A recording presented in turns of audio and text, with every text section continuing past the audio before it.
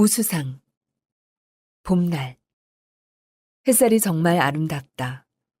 따뜻하지만 따갑지는 않은 기분 좋은 햇살. 그 빗줄기 사이로 마치 새하얀 눈 같은 것이 살포시 내 얼굴을 덮는다. 벚꽃이다. 눈처럼 흩날리는 벚꽃을 보니 미소가 저절로 그려진다. 고등학교 2학년 말 즈음에 시작된 조현병과의 싸움은 지금 병원 밖을 나서다 흐드러지게 핀 벚꽃을 바라보며 미소를 머금을 수 있기까지 긴 시간이 걸렸다. 너무나 분명하게 기억이 난다. 고3을 앞둔 수험생이었던 나는 도서관을 다니기 시작했다. 좋은 대학을 가야 한다는 생각을 하고 있었지만 성적은 생각만큼 나오지 않았고 공부를 잘하지 못했던 나는 부모님과의 관계도 썩 좋지 못했다. 마땅히 마음을 터놓고 얘기할 친구도 없었고 부모님의 기대를 저버릴 수만은 없어서 그냥 혼자 공부에 매달렸다. 그런데 혼자 감당하기엔 그 짐이 너무 버거웠었나 보다. 어느 날 갑자기 예상치 못한 망상이 아무런 신호도 없이 나를 향해 덮쳐왔고 그렇게 흔들리기 시작한 내 일상이 회복되기까지는 짧지 않은 시간이 필요했다. 어느 날 갑자기 시작되었던 망상은 날 가만두지 않았다. 독서실에서, 학교에서, 집에서 장소를 불문하고 떠오르는 망상에 끊임없이 시달리고 시달렸다. 망상과 현실을 구분할 수 없었던 나는 망상을 현실로 굳게 믿고 있었고 당연히 공부는 할 수 없었다. 성적은 곤두박질 쳤고 나는 나에게 무슨 일이 생겼는지도 모른 채 그렇게 힘든 시간을 보내고 있었다. 나는 위로 7살 터울의 큰언니와 오빠 그리고 작은 언니가 있는 사남매 중 막내다. 아버지는 무척 권위적인 분으로 우리들의 꿈에 대해 궁금해하시거나 같이 이야기를 나누기보다 오로지 의사 아니면 사법고시 같은 전문 직종에 대한 공부의 중요성만을 강조하셨고 그런 집안 분위기 덕분에 나도 어린 시절부터 책을 가까이 하는 일이 익숙했다. 특히 오빠는 하나뿐인 아들이라며 공부를 안 하면 매를 드시기도 하고 유난히 엄격하셨다. 그러던 오빠가 고등학교 입시 실패 후 재수를 하고 시골에 있는 후기 고등학교에 들어가게 되면서 집안 분위기는 더 안 좋아졌다. 결국 오빠는 수시로 가출을 했고 공부에 대한 부담은 결국 내 몫이 됐다. 책을 좋아하고 그림을 그리고 싶어 했던 나였지만 아버지의 기대와 욕심은 성적이 좋았던 어린 시절의 나에게로 향했고 그런 아버지의 모든 기대는 내 작은 어깨를 짓누르기 시작했다. 그쯤이었다. 중학교 3학년. 일기를 쓴다거나 정확한 기록을 해둔 건 아니지만 그때부터 난 말이 더 없어졌다. 학교와 집만 오가는 숨막히는 생활이 계속됐다. 그래도 중학교 시절엔 공부를 하면 성적이 따라와 주었고 적은 액수지만 장학금을 받고 고등학교에 진학하면서 나는 부모님의 자랑거리가 되기도 했다. 그러나 그럴수록 기대는 더욱 커지고 그것은 나를 더 짓눌러 왔다. 고등학교에 입학하고 나서부터 네가 변했어. 라고 작은 언니는 얘기한다. 그랬다. 나도 분명히 기억하는 건 고등학교를 다닐 때에는 누군가와 대화다운 대화를 해본 적이 거의 없었다.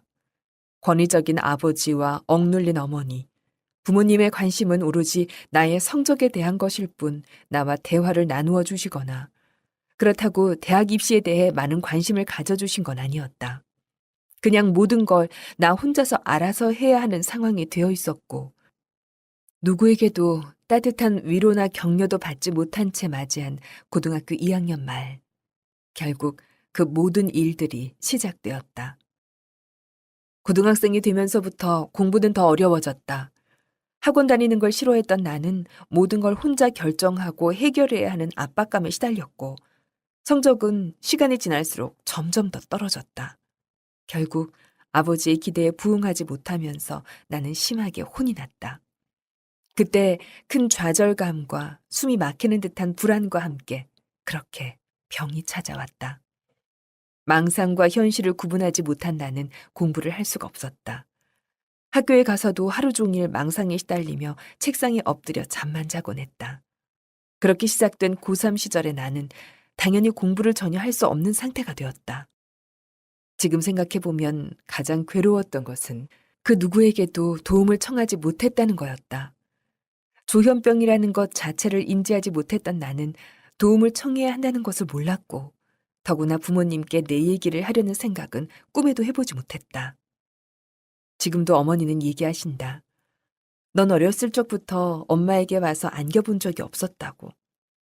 어떤 이유인지 모르겠지만 막내라고 제잘되며 부모님과 도란도란 얘기를 나누어 본 적이 없는 나와 부모님과의 관계는 서먹했고, 그런 내가 망상에 대해 부모님께 털어놓고 상의를 한다는 건 어쩌면 처음부터 있을 수 없는 일이었다.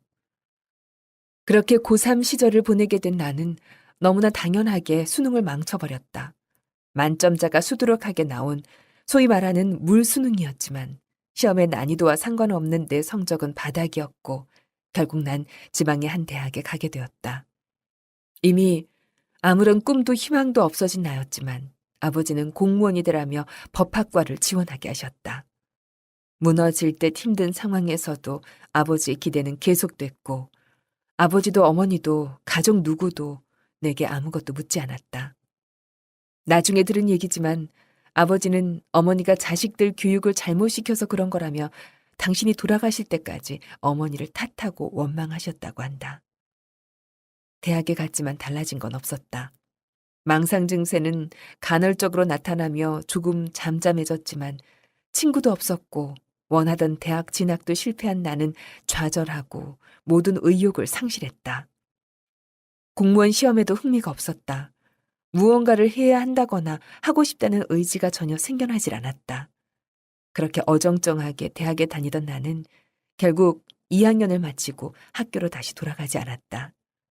그 시간 동안 뭘 하고 지냈는지는 정확하게 기억이 나지 않는다. 공무원 시험을 보기도 하고 집에서 대만이나 일본, 미국 드라마를 보며 시간을 때우다 간간히 아르바이트를 하기도 했다. 그런데 조현병은 끝나지 않았다. 망상은 다시 시작됐다. 지금 생각해보면 너무나 가슴 아픈 일들 투성이었다. 난 또 망상에 시달리며 현실을 인지하지 못했고 그러다 집을 나와 노숙 생활을 2번이나 하기도 했다. 어떤 망상이었는지는 기억이 나지 않지만 가출을 해서 어떤 건물의 지하실 같은 데서 약 4, 5일 정도를 노숙했다. 아무것도 먹지 못하고 물만 마신 채 그렇게 지내다가 누군가가 경찰에 신고를 했고 결국 경찰차를 타고서 집에 돌아왔다. 나중에 전해들은 얘기지만 그때도 가족들은 내가 왜 가출을 했는지 전혀 모르겠다고 생각했고 병 때문이 아니라 단지 방황을 하느라 가출을 한 줄로만 알고 있었다고 한다. 또 한 번은 재수를 하던 시절이었다. 모처럼 마음을 다지고 다시 수능 준비를 하려던 때 다시 망상이 시작됐다. 난 학원비를 모두 환불받고 그 돈으로 가출을 했다. 이번엔 멀리 대전까지 갔다. 왜 대전이었는지는 모르겠지만 낮에는 대전에 있는 도서관에서 자리를 잡고 잠을 잤고 저녁엔 아파트 맨 꼭대기층의 계단에서 시간을 보냈다. 일주일간을 씻지도 먹지도 못한 채 그렇게 지내다 무슨 정신이었는지 집에 전화를 걸었다. 엄마에게 집에 가고 싶다고 말한 나는 택시를 타고 집에 돌아왔고 부모님께서 나오셔서 택시비를 내주셨다. 아무것도 먹지 못했을 내게 죽을 끓여주시고 다음날 병원에 데려가서 링거를 맞게 해주셨지만 이때에도 가족들은 내가 조현병인 줄은 전혀 몰랐다. 그렇게나 긴 시간을 나도 가족도 내 병에 대해 정확히 인지하지 못한 채 지내다 대학병원 정신건강의학과를 통해 진단받은 후에야 비로소 내가 아프다는 걸 알게 됐다. 증상은 더욱 심해져 온갖 종류의 망상들이 떠오르며 미래의 나는 엄청난 유명인이 될 거라는 환상에 빠지게도 되었지만 가끔 하는 아르바이트로 겨우 생계를 이어가고 있던 나의 현실과는 너무나 대조적이었다.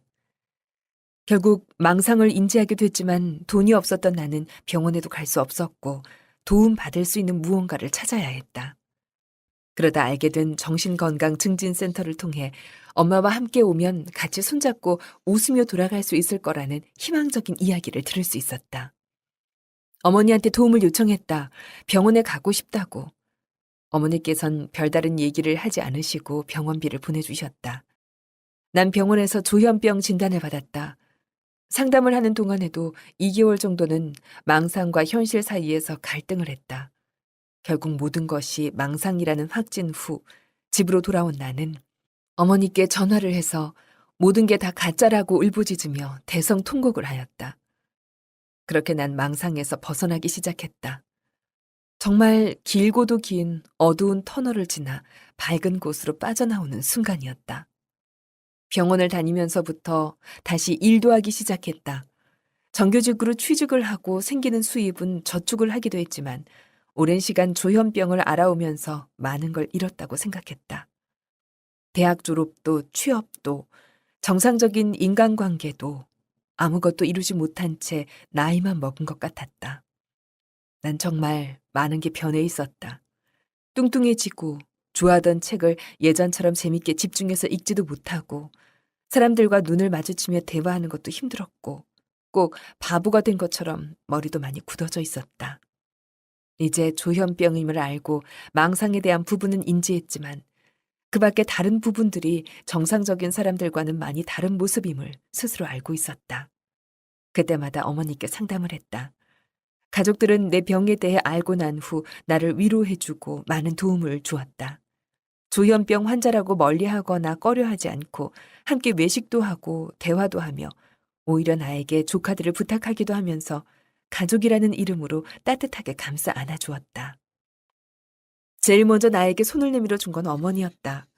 신앙을 갖도록 인도해 주시고 믿음을 가진 친구들을 소개시켜 주시며 힘을 주셨다. 힘들어할 때마다 어머니께 다 얘기하고 풀라고 하시면서 위로와 힘이 되는 말씀을 아끼지 않으셨다. 권사님이신 어머니는 언제나 눈물과 미소로 내 마음을 다독이시며 분명히 잘 극복하고 다른 사람들에게 희망을 주는 내가 될 거라고 나를 세워주셨다. 많이 변해버린 내 모습에 자존감도 낮아지고 자신감도 많이 잃어버린 나였지만 새로운 시작을 할 수 있다는 희망을 갖기 시작했다. 다른 어떤 특별한 배려보다도 힘든 시간을 잘 이겨내 주어서 고맙다는 가족이라는 이름으로 보내주는 따뜻한 말 한마디의 힘과 격려 덕분에 지난 2년 사이 내 마음이 많이 회복되고 있음을 스스로 느끼며 감사하고 있다. 망상임을 스스로 인지하고 조현병이라는 진단을 받았던 그 이후의 시간들이 기억에 많이 남는다. 사람하고 대화를 하는 것도 눈을 마주치는 것도 공부를 하는 것도 많이 힘들었지만 되도록 일을 하려고 했고 사회생활을 경험하려고 노력하면서 멈추지 않고 끊임없이 나아갔다. 내 미래를 위해 어머니의 권유로 사회복지사 자격증을 위한 공부를 했고 컴퓨터 자격증, 회계 자격증을 따기도 했다. 신앙생활도 열심히 했다. 눈물로써 기도를 하고 설교 말씀을 들으며 감동을 받고 마음을 열려고 노력했다. 뭘 해도 남들보다 부족하고 어색했지만 그래도 끝까지 했다. 공부를 하는 게 많이 힘들긴 했지만 결국은 사회복지사 자격증도 무사히 따게 되었고 일을 시작한 지 이제 6개월이 되었다. 처음엔 뭐든지 힘들고 불안하기만 했던 내가 이제는 일도 익숙해지기 시작했고 차츰 마음의 안정을 찾아가고 있다. 어머니의 도움과 격려로 미술 심리치료 공부도 하기 시작했다. 대인관계에 서툰 나는 마음이 아픈 사람들에게 도움을 줄 수 있는 미술 심리치료사라는 일이 흥미로웠다. 처음엔 사람들에게 도움이 될까 반신반의했던 공부는 과정이 진행될수록 신뢰로 바뀌고 있었다. 너무나 좋은 공부였고 흥미있고 재미도 있었다. 미술 치료사로 힘들고 위로가 필요한 사람들에게 도움이 되는 일을 하고 싶다는 기대도 품게 되었다. 주중에 일을 마치고 주말이 오기를 엄청 기다리기 시작했다. 토요일엔 미술 심리 치료를 공부하고 일요일은 하나님을 섬기는 일에 집중할 수 있어서 행복했다. 최근에는 텔레비전을 주말에 식후에만 잠깐 보고 나머지 시간에는 성경책을 읽기 시작했다. 미술 심리치료사로 세워지길 바라는 꿈을 갖게 된 나는 하나님께 나의 모든 걸 얘기할 수 있고 기도할 수 있음에 감사한다. 어린 시절 그림을 그리고 글을 쓰는 일이 가장 좋아하던 놀이였고 미술대회나 글쓰기 대회에서 상도 많이 받았던 내가 좋아하는 일은 역시 그림 그리고 글 쓰는 일이라는 것을 깨닫게 되었다. 물론 한동안 책도 많이 읽지 못하고 그림에 대해 제대로 배우거나 많이 그려볼 기회를 갖지 못했던 지금의 나는 글쓰기도 그림 그리기도 잘하지는 못한다. 나도 잘 알고 있는 사실이다. 그렇지만 앞으로는 나에게 충분한 시간이 있을 거라고 생각한다. 사람은 꿈을 꾸며 살아가는 존재고 지금부터라도 충분히 가능하다는 희망을 갖게 됐다. 앞으로 책도 많이 읽고 여유가 되면 그림도 배워볼 생각이다. 첫 술에 배부를 생각은 당연히 없고 100만 시간의 법칙이란 책도 있듯이 간절히 바라고 열심히 하면 언젠가는 꿈을 이룰 수 있을 거라는 믿음이 생겼다. 조현병을 앓으며 지내온 그 긴 싸움에서 나는 어쩌면 많은 걸 잃었는지 모른다.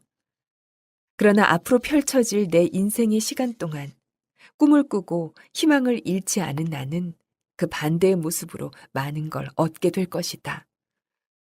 골방에서 남몰래 혼자 키워오던 병은 이제는 더 이상 내 것이 아니다.